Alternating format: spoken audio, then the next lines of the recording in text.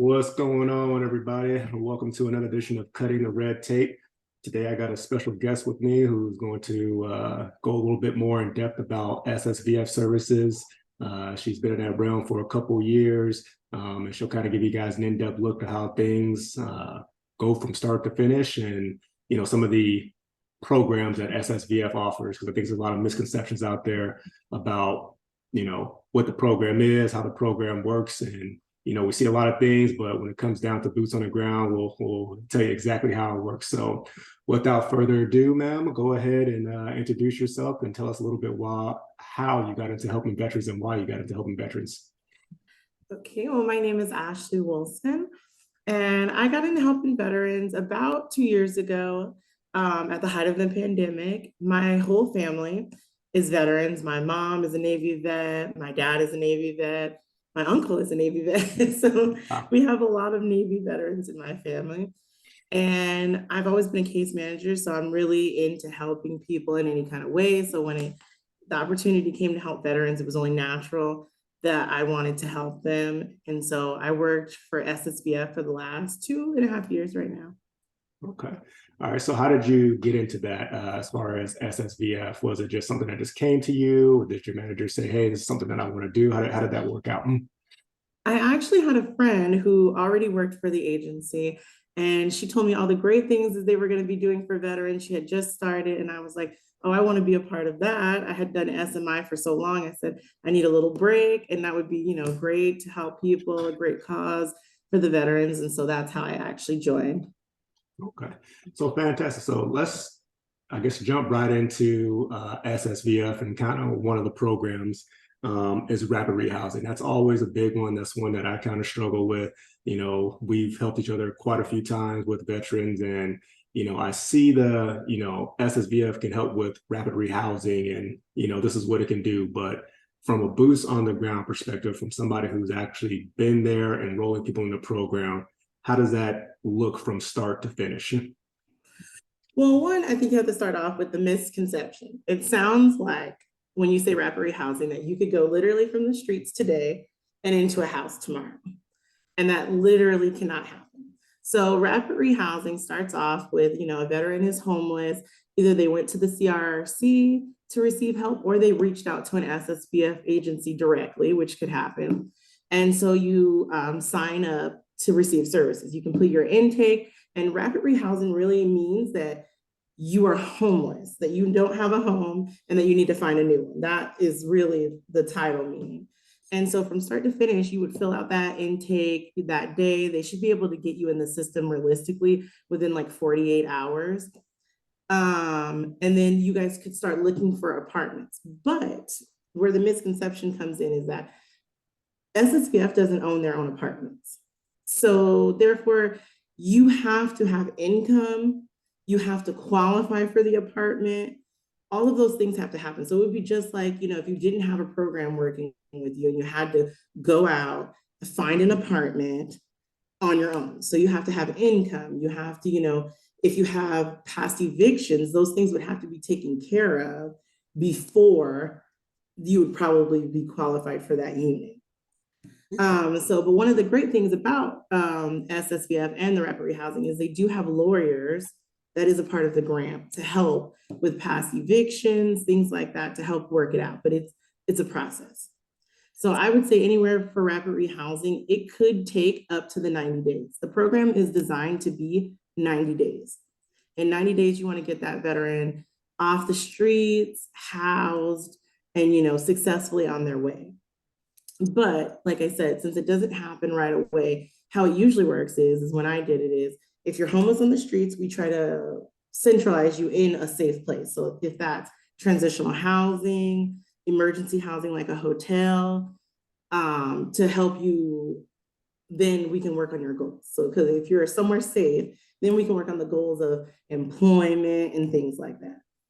So, so just to clarify, so when we're talking about rapid rehousing, you say somebody has to be literally homeless. So that means they could not necessarily reach out to an agency like Veterans 5 to 9 and say, hey, can you help me out so I can go to the CRRC and then try to get assistance with rapid rehousing. They have to literally be coming off the streets homeless to get this assistance.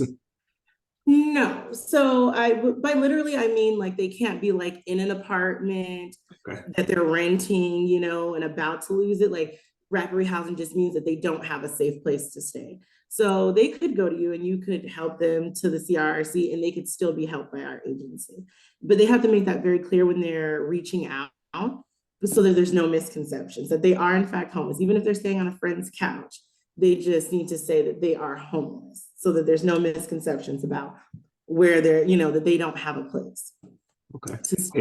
Is there a difference between the time length of emergency housing versus the time of being in the SSVF program itself?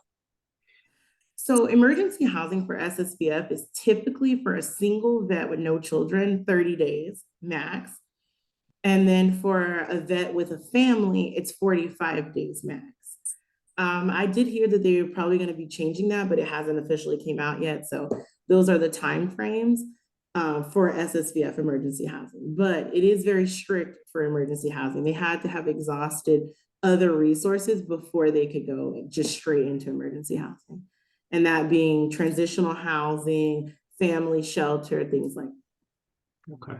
So in that 30 to 45 days, they are in the emergency shelter. You guys are then assisting them with getting a job, working off, eviction stuff, just trying to get them squared away to actually get into an apartment or a house.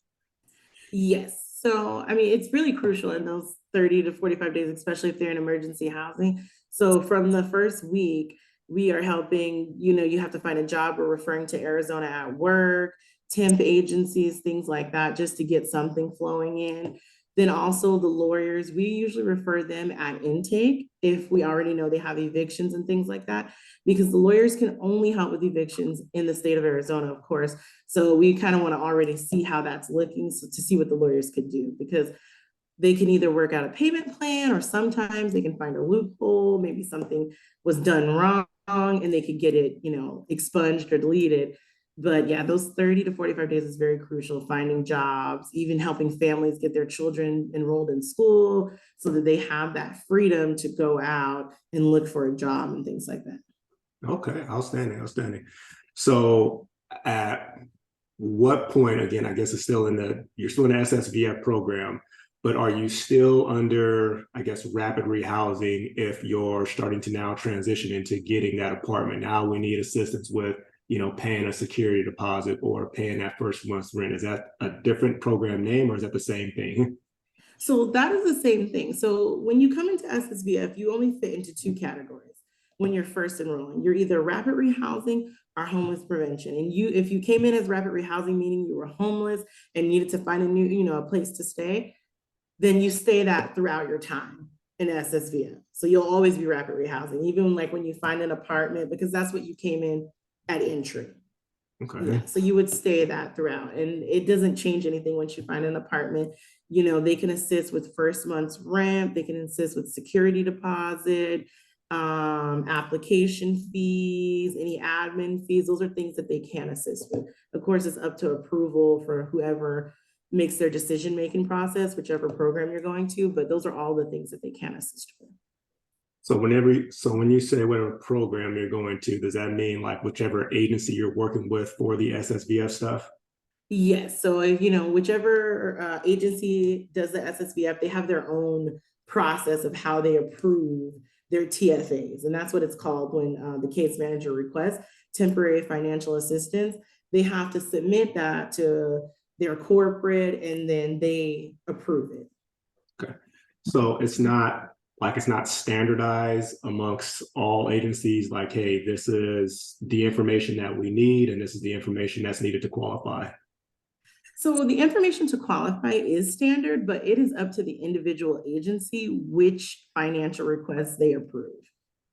Okay. Yeah, so they make that decision-making process on their own, whatever they go by. I know where I was, they really look into how much you're bringing in, if the apartment is sustainable.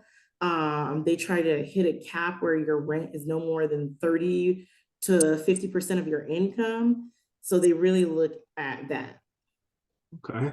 Now I believe there's a wage requirement that you have to meet to get into the program, correct? Like you obviously you can't be making, $200,000 a year and saying, "Hey, I'm homeless. I need to, help me out here," right? Yeah, so as for SSVF as a whole, they do have gaps. So they actually just approved something that where we can work with the 80% of the income. It used to only be you could only work with 50%.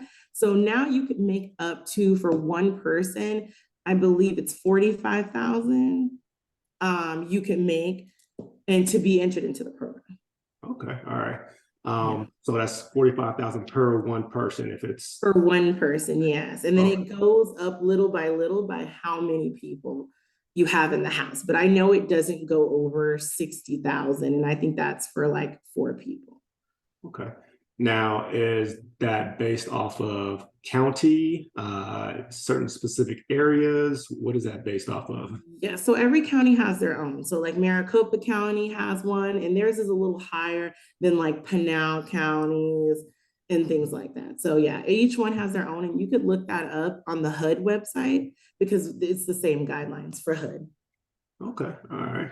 Um, so let's kind of jump into the shallow subsidies. I've heard that term thrown around a lot. I think you just kind of mentioned it a little bit, but give me an overview of kind of what that means, what that entails.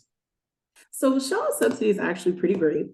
When it rolled out last October, it was, very brand new. No one knew the concept of it, but shallow subsidy is basically where you've already went through the SSVF program, as in you were either rapid rehousing or homeless prevention. So you were either literally homeless and they found you housing, or you were in a house about to be evicted and they saved your unit. Shallow subsidy is now a continuation of those programs. So basically, for up to 24 months, they will pay 50% of your original rent that you came, that you have. So like if you keep rapid rehousing, whatever you signed your lease at, they'll pay 50% of that for up to 24 months. And if they saved your unit, whatever they saved it at, they'll pay 24 months of that at 50%. And it's a pretty great program. It's light case management, so it's not as heavy as the other two categories. You don't have to see the case manager every week. It's twice a month, check in. They make sure, you have your 50%, and it's supposed to be that they're helping you increase your income. So in those 24 months, they want to help you increase your income, save money to become stable so that after those 24 months, when, it's over, you can now take over 100% of your rent. You're not at risk to being homeless again. You have all the tools you need to be successful. And that was basically the basis of shallow subsidy. Okay. And can there be an extension of that, or is it 24 months and done? So since it's actually the 2-year mark is just coming up, so I foresee, since the Stanford Act is ending, a lot of things are changing in SSVF. I think it will be an extension, but it hasn't come out yet. So right now it's just the 24 months, and then you would be done. Okay. Is there anything else that goes along with shallow subsidies besides, paying half the rent? Is there anything else that side of the house does? So I mean, they kind of do a lot. The shallow subsidy case manager usually has a typically high caseload because they're also out there making, connections with the community to get more apartments to agree to accept our program. Because, they do have to agree to take third-party checks every month. The participant, it's also very important that they pay their 50% because the program is not designed to pay any more. So whatever your rent is at 50%, SSVF pays their 50 and you have to pay your 50. And, and if not, you have to be taken out of the program and you might not be able to be put back in. So it's very strict, to pay your 50%. And that makes sure that case manager is checking in with that veteran to make sure, hey, you got your rent, how's work going, things like that. So I would say so shallow subsidy is more for people, working who can obtain more, even though fixed income people can go into shallow subsidy as well. And I've seen it to be successful because they can save for those 24 months, you could save quite a lot only paying 50%. Okay. Have you ever seen anybody like move within that 24 months or want to move and get to a different area and stay on that program, or do you have to stay where you're at specifically? So you can move. The only stipulation with that is that whatever you signed your shallow subsidy contract at, that price does not change. That is the max they can pay. So if the rent goes up where you move, you'll be paying over 50% because whatever they signed in at, if it was like $500 was your 50%, and now your new place is 650, you have to pay that 150 difference because they can only pay for the 24 months what you originally signed in. So Okay. you can move. I've seen that a lot. Like, sometimes veterans, they rush into a place because they want to have a place, which is understandable, but then they save up their money and they're like, hey, I want to move to something, that I would really like now. And yeah, so that's doable. But they can only keep the amount that they set off. Yes, that's Yeah. the caveat to it. You can only keep the amount that you signed in it. Okay. So just for clarification, so this paperwork, I know we talked about earlier that, certain organizations have different kind of protocols for the approval. Is it the same for the shallow subsidies? Yeah, so shallow subsidy, the criteria just has to be that they do have a job, they are working, or they have fixed income that's kind of high that they would be able to save some money. Um, so it's not as strenuous as the other two. I would say it's a little bit more lax as long as they fit within those criteria. And usually every SSVF program is pretty much the same. As long as they have a job, they can afford their 50%, have things left over, and be able to save. Okay. So what if a veteran has a problem with the way that maybe their SSVF case was handled? They felt like maybe it wasn't responsive enough, or their needs weren't met. Is there anything that they can do or paperwork they can fill out to do any type of rebuttal? So each agency should have their own grievance policy, to where you could write and then they try to handle it internally first. But let's just say you've tried that and that's not working. There's a SSVF White House hotline. You could call, you could email, and you could either be anonymous or, to just tell about the agency, or you can, they'll give you a call back and, White kind of House work out. hotline. Yes, it is a White House veteran hotline. And you can go on, if you go onto the VA website, SSVF, you can go on there and email and write. Yep. And you can also go to the CRRC too, because usually those complaints are forwarded to the CRRC too. So just so they know. But yeah, any of the VA liaisons, you can submit a complaint with them. If you have a rep, from the VA, you can tell them and they can handle it and investigate it further. Okay, all right. And how often I guess sometimes veterans do have a habit of complaining sometimes. I do know that if they don't get their way, but how often have you seen that transpire? Honestly, quite a lot. I mean, when you're in the business of denying people, obviously, it can come with a lot of complaints. But I have also seen that, some from all agencies are valid. Some people's case really did get dropped for whatever reason it was. There wasn't enough staff, they came in on a Friday and didn't get, really taken care of until a week or so later. So it does happen quite a lot, just complaints, but I feel like none of them are super serious. For the most part, I feel like most of the SSVF people do what they're supposed to do. Okay. So if a complaint is warranted for whatever reason, does then that time frame or case get reset and start back to zero? Or does something else happen? I wouldn't say like it gets reset, but that agency, like the CEO or whoever is in charge of that agency, will then usually meet with that person, kind of see what's going on and see how we can assist. Like, whatever we drop the ball on, we're going to try to pick it up and, help you the way, you feel you need to be helped. So I wouldn't say it resets because there's no real time frame for how long you can be an SSVF.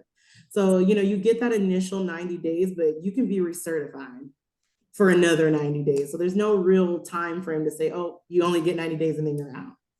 Okay, all right.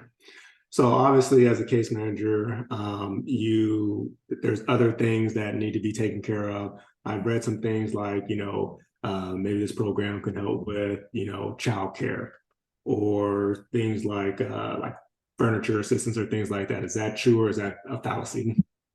So childcare is true, but I will say a lot of people have in-home providers because it's cheaper. I definitely understand.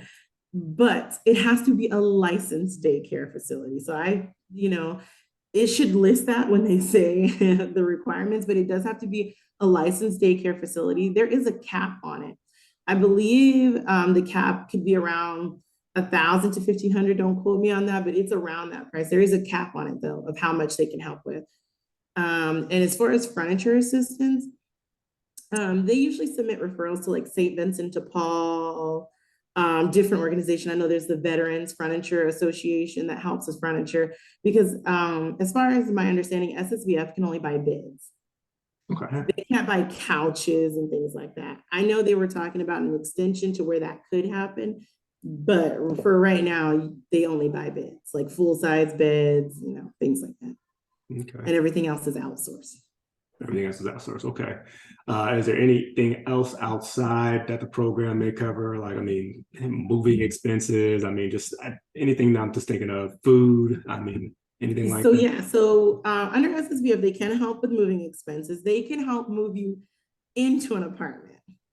So that's one thing to also recommend. They can't move you out of one, but they can move you into an apartment.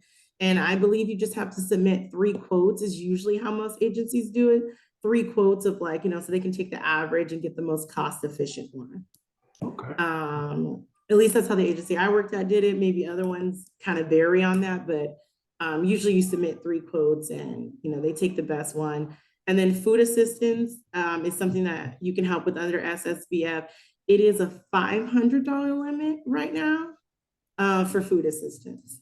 Okay. All right. Yeah. And is that just like, hey, we're going grocery shopping together, or here's a food cart? Like, how does that work? So, I mean, you could do it in a lot of different ways. I have actually taken the client to shop for food, which takes a very long time. So most case managers, if you're like me and time efficient, I ask you to make a list. Yeah. And either I'll go get it myself or I order it, like a Walmart pickup order. And if they have a car, I'll let them go pick it up. And if they don't have a car, I'll pick it up and drop it off. So Walmart is your best friend. If there's any case managers out there, do the Walmart pickup order. It saves you time. Agree. All right. So over your years, give me, I guess, one good thing that you've seen about this program, and I guess one thing that if you could change it in a perfect world, like what would that be? I would say one great thing I've seen is with the families. Honestly, we've had a lot of families who were homeless, due to various different things. Someone lost their job, someone's sick. And the way that we can put them up in a hotel for 45 days really does allow them the help to get on their feet, especially if, the parents are determined. And I've seen them move into new homes and just be excited. We're able to get everybody new beds and everything. So that is one great thing. I mean, I believe that the program can really help people if, everything aligns the right way. And if I could change anything, I think it would be the stipulations. I think that, sometimes those barriers haunt the single people. There's not, there's a lot of things for families, but the single people, they have a lot of, criteria, like even the 45,000, for one person, that's still kind of low, if you're really trying to make Right. something, especially with rent prices in Phoenix. I think that they have to make it more conducive for single people to really get on their feet. 30 days in a hotel is really not enough. Right. In my opinion, if you were on the streets homeless and then needed to get a place, you have to worry about that. You also need to save money. You also need to find a job. Like it's not enough time, 30 days. So if I could change anything, I think that the time lengths that they have for things need to be extended and the criteria that they have needs to be stretched out a little bit. So even if that single person makes over 45,000, let's say they make 45,500, is there like a, what would you call that? Not an extension, but something that can say, all right, we understand it, but they're just right there, you know? No. So that's the bad part. So that you, like I said, we're working with the 80% now, which extends it. But whatever that 80% mark is for one person, if you go over it, you don't qualify. And so we cannot help you. There is no wiggle room there. You have to fit. You can't go over the 80% no matter what. Okay. And would you recommend anything for anybody who is, 45,500? Like, what would you recommend for that individual? That is the awful part. I would recommend that they go to the CRRC and really work with those VA counselors. They're there to help you. And you just have to make sure that they don't push you off and just say, oh, go to SSVF because you already know you don't qualify. They told you that. So really be like, hey, I need resources, because that's what they're there for. They have a lot of resources. And if they're not helping you, go to the VA to find an actual liaison that you can be assigned to, because they're there to help you when SSVF, cannot. So it might not be any financial assistance, but they have, the resources to apply to different grants. Like the VFW helps with a lot of things. It is a charity-based thing, so you have to fill out an application and all of those things, and they call you, of course, for things. And so there's a lot of resources out there, so that if SSVF cannot help you, don't let the CRC or anyone shut you down. Keep pounding them. That's what they're there for. Okay. I know you did a little bit of work in this, and I'm not sure how familiar, but I know we've talked about it. As far as like the HUD-VASH vouchers, and obviously the rental prices raising astronomically here in Arizona, just to give somebody an idea, can you, if you have the numbers off the top of your head, can you give the idea of maybe what the voucher is or could pay for, versus the market? Like, where's the disparity? What are you seeing right there? So I don't have actual like numbers in my head, because I know that they just changed. So I won't give numbers because I don't want anyone to hold me to it. Right. But I will give an example. So if the voucher for, let's just say, one person was $1,500, that was the max it could pay out. That means $1,500 including utilities. So therefore, if you went and rented an apartment that was $1,800, you can't live there. It has to fit within those $1,500, because I know a lot of times people think I can just pay the difference, but it doesn't actually work like that. It needs to fit within the voucher's guidelines. Okay. So, because if you were to lose your job or anything were to happen, the voucher could not take care of that extra. Okay. So what if a person gets an apartment or whatever in that voucher range? Are they still allowed to work and make more income? So yes, they do encourage you to work, because you're supposed to pay on HUD-VASH 30% of your total income towards your rent, and then they pay the other 70%. And because of how high apartments are and everything, they do encourage everyone to work, because then that way you can stay in your unit, you have more options. So I mean, they do a review though. So you have your voucher for a year, and every year, you extend. So let's just say the first year you signed up, you didn't make really anything, only 20,000. But then the next year you make 70,000. You probably don't qualify for HUD-VASH anymore, of course. But yeah, they do encourage you to work. It's not as strenuous, like they're just going to kick you off, but they do, want you to work and be maintaining that so that you can stay in the units. Because right now in Phoenix, a lot of apartment complexes have really not opted to work with HUD-VASH. So it is very hard to find a unit. They're really working to try to get more apartments on board. And they actually extended this whole HUD-VASH incentive that SSVF put out. And that's basically to try to, get landlords, especially private landlords, to work with HUD-VASH. So they're trying. Yeah, it's really, I mean, when you talk about if it, a $1,500 mark, I mean, think of what a person has to go through as far as the application fee, and, some residents may be requiring 2 or 3 times more of what you make. I mean, that denies a lot of people. And $1,500 these days is not going to get you a whole lot here in Arizona.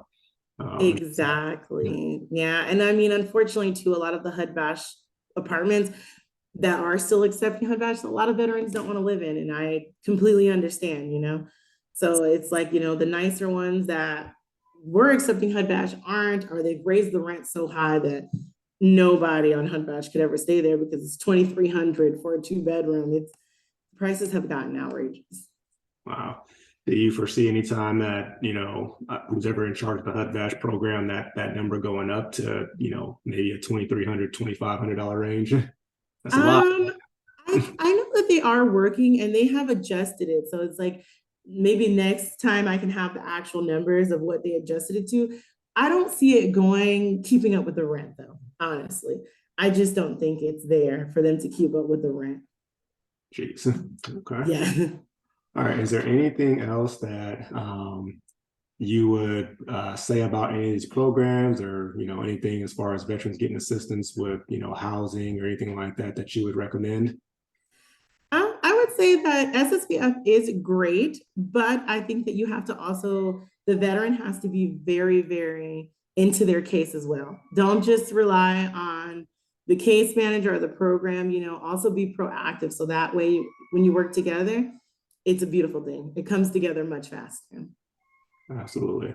All right, Ashley, that was fantastic. I appreciate you, going over this stuff and just kind of breaking it down for us and give us a little bit more insight of, how these programs work. I think it's going to, obviously help a whole lot of veterans, and that's what we're trying to do here. And always appreciate your time. So thank you.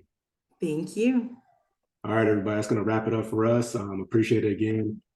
Please support the channel. What we're trying to do is at least get to 1,000 subscribers so we can go ahead and have, an ultimate funding source to be able to support veterans and service members in our community. This will obviously alleviate the need to, always be constantly going in and getting grants and things like that. We'll still do that, but it'll just, give us another funding source. And obviously, if you want to donate, you can hit the website. But again, we're pushing out these videos. Please do me a favor, like, share, and subscribe. Appreciate it. And God bless everybody.